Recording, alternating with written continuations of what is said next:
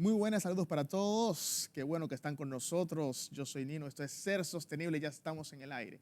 He querido traer a un invitado muy especial, lo vi en redes sociales exponiendo sus ideas, conceptos y me pareció que valía mucho la pena traerlo acá para que los pueda exponer frente a este público. Él es Felipe Gavilán y es candidato, precandidato más bien, a diputado por el partido Opción Democrática. Bienvenido, Felipe.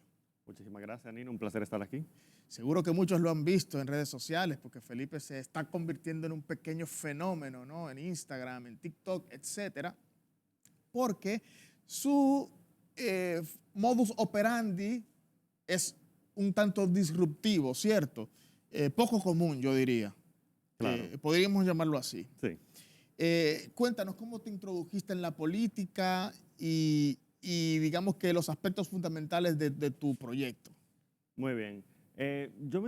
Yo voy visualizándome poco a poco en la política a partir de la campaña de un político estadounidense llamado Bernie Sanders, el cual me demostró que la política se puede hacer de una manera diferente a como la hacemos tradicionalmente en la República Dominicana. Mientras que en la República Dominicana pensamos en política, oímos la palabra política y pensamos en bandereo, pensamos en caravaneo y pensamos en un tro de cosas que de verdad no nos van a ayudar a avanzar. Pensamos en cajita de comida, lo cual nunca nos va a llevar al desarrollo. Mientras que yo veo a otros políticos de otros países, en este caso el señor Bernie, el cual tiene una campaña basada en propuestas, primero que nada, un montón de ideas que se entiende que van a ayudar a progresar a la clase trabajadora, en este caso de la nación norteamericana, de Estados Unidos. Y por otro lado, algo que me llamó mucho la atención es que su campaña se financiaba con el dinero de la gente de a pie.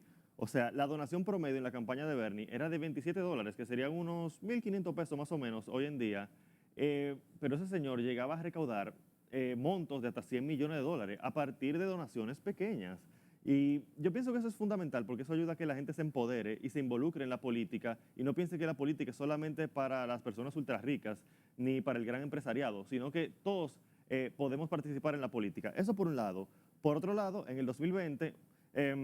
yo veo lo que pasa con la Plaza de la Bandera, yo veo que se suspenden las elecciones en la República Dominicana y yo me empiezo a sentir mal conmigo mismo porque yo empiezo a pensar, óyeme, ¿qué yo estoy haciendo por mi país? ¿Qué es suficiente ser un buen ciudadano? Hasta ese momento yo era una persona que estudiaba, yo hice mi licenciatura, yo estaba trabajando, o sea, yo estaba escalando salarialmente, había, digamos, escalado en distintos trabajos, o sea, me estaba yendo bien. ¿Qué tú estudiaste? Yo hice una licenciatura Felipe. en educación, mención matemática. Sin embargo, yo no he pisado un aula ni un solo día de mi vida porque, lamentablemente, cuando yo entré a estudiar educación por pasión, me encanta enseñar. O sea, no hay más nada que a mí me guste, que me llene el corazón, que no sea enseñarle a la gente para que salga adelante. Sin embargo, lamentablemente, yo empecé a estudiar antes de que se aplicara el 4% a la educación del Producto Interno Bruto. ¿Qué pasa? Que los salarios de los maestros eran pésimos en este país en aquel entonces.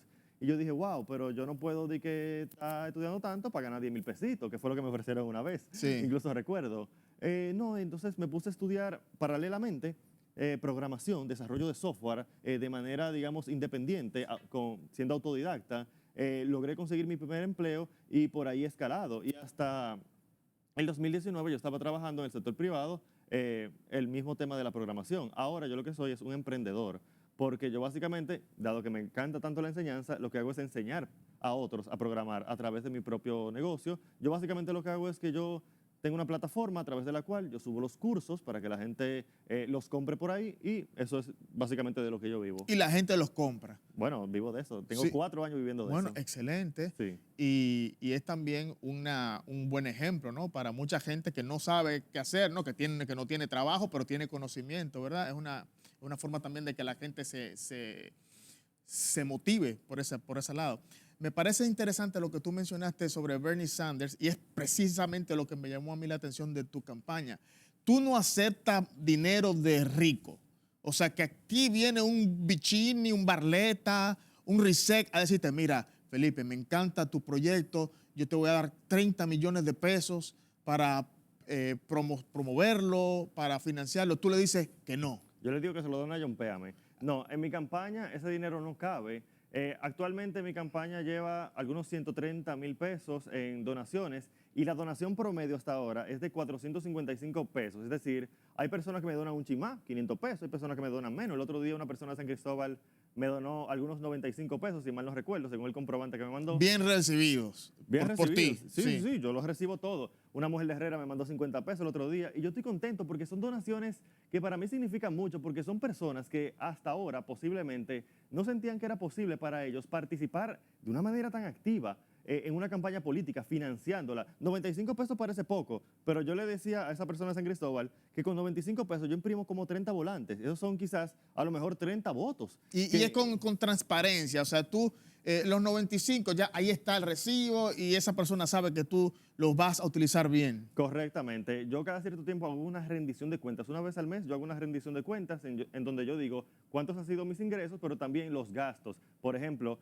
este 1 de septiembre pasado yo hice mi última rendición de cuentas y yo saqué una factura en donde yo mostraba que yo gasté 7,000 pesos en imprimir 2,000 volantes de una tienda de Villa Consuelo. O sea, el donante puede ver en qué yo estoy gastando su dinero, porque al final la política se trata de rendirle cuentas a la gente. Entonces, como ellos son mis donantes, yo debo de decirles en qué yo estoy gastando su dinero y que lo estoy haciendo de la manera más eficiente posible. Y lo principal también, que tú haces eso porque si eres financiado por las grandes familias, por las familias poderosas, luego, cuando tú seas legislador, vas a deberle favores a esas familias.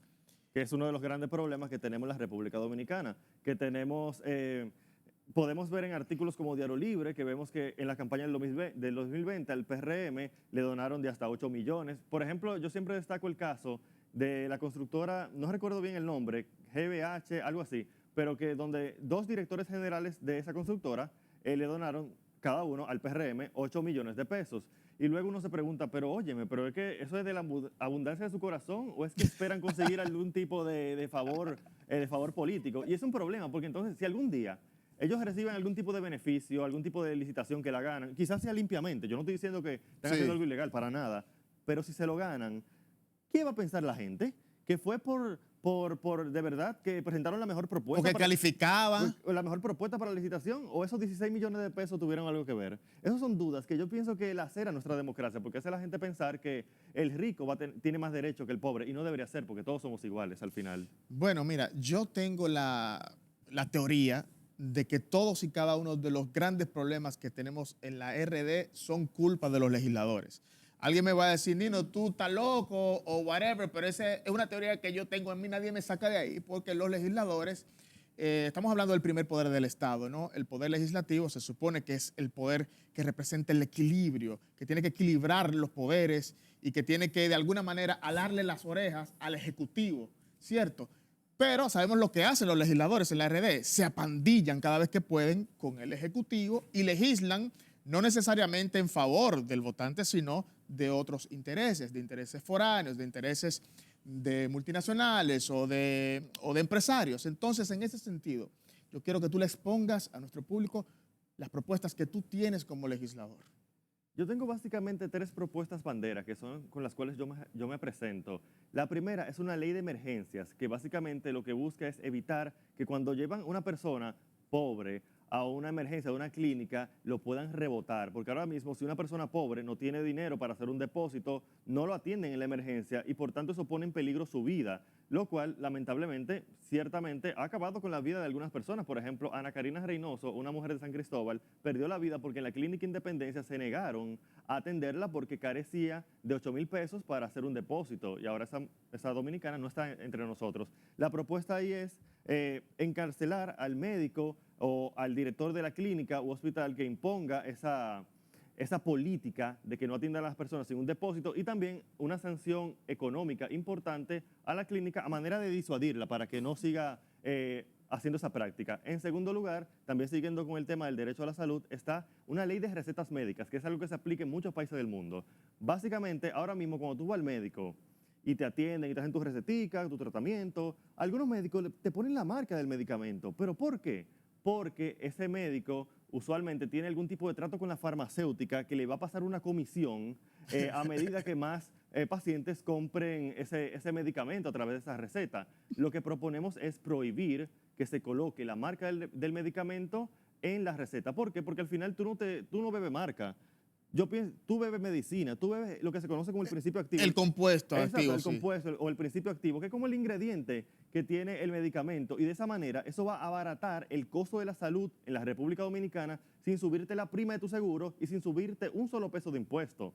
Y en tercer lugar, A los jóvenes le pasa mucho que no pueden conseguir su primer empleo porque no tienen experiencia, pero no tienen experiencia porque no pueden conseguir un empleo. Entonces tú tienes como que ese círculo vicioso ahí que es difícil de destrabar. Pues este proyecto de ley busca exactamente eso, y es que es un proyecto de ley del primer empleo, que básicamente le otorgaría un incentivo fiscal a las empresas que contraten a personas sin experiencia. De esa manera estamos en una situación ganar-ganar, porque se beneficia a la empresa que consigue un trabajador y paga un poquito menos de impuestos por ese crédito fiscal, y también tenemos al trabajador que por fin se logra insertar al mercado laboral y puede entonces adquirir experiencia y seguir escalando. También una cuarta propuesta que yo sé que ha sonado en las últimas semanas es la eliminación del impuesto al anticipo para las pymes. ¿Qué pasa? Que el impuesto al anticipo, como su nombre lo indica, es un impuesto anticipado que se paga antes de tú recibir unos ingresos. Básicamente, tú este año recibiste ciertos ingresos, un ingreso sobre la renta,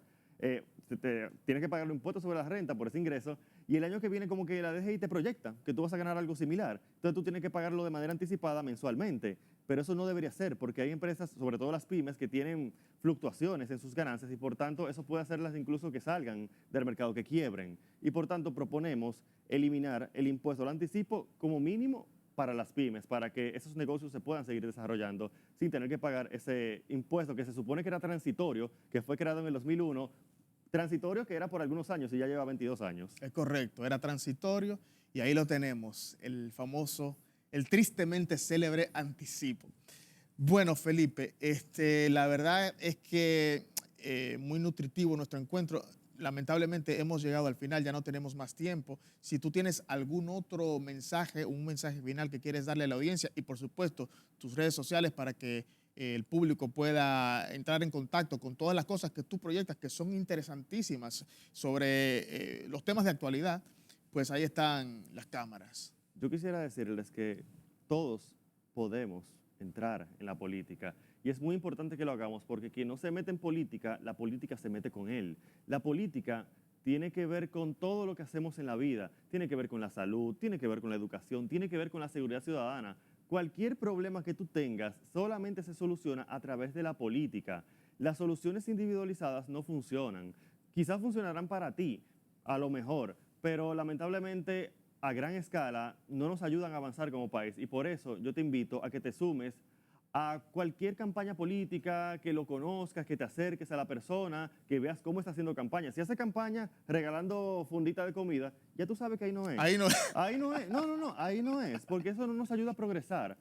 Busca un candidato que se financie con el dinero de la gente y que por tanto no le va a deber favores a los ultrarricos de la República Dominicana. Y segundo lugar, que tenga propuestas que tú entiendas que de verdad van a hacer una diferencia en tu vida. Y para aprender más acerca de mi proyecto, me pueden buscar en TikTok y en Instagram a través de Felipe Gavilán M. Felipe Gavilán M, TikTok e Instagram. Bueno, pues muchísimas gracias a Felipe Gavilán M por haber estado con nosotros acá en Ser Sostenible, y a ustedes les invitamos a que estén con nosotros de nuevo en otra oportunidad la próxima semana. Adiós.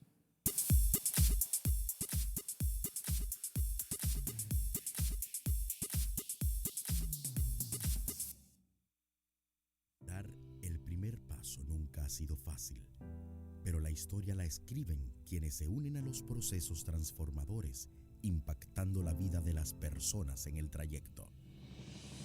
Este es el momento para que te unas a la conformación de los colegios electorales y hagamos un proceso histórico en favor de la democracia. Nuestra democracia. Para más información, accede a nuestro portal jce.gov.do. Junta Central Electoral. Garantía de identidad y democracia.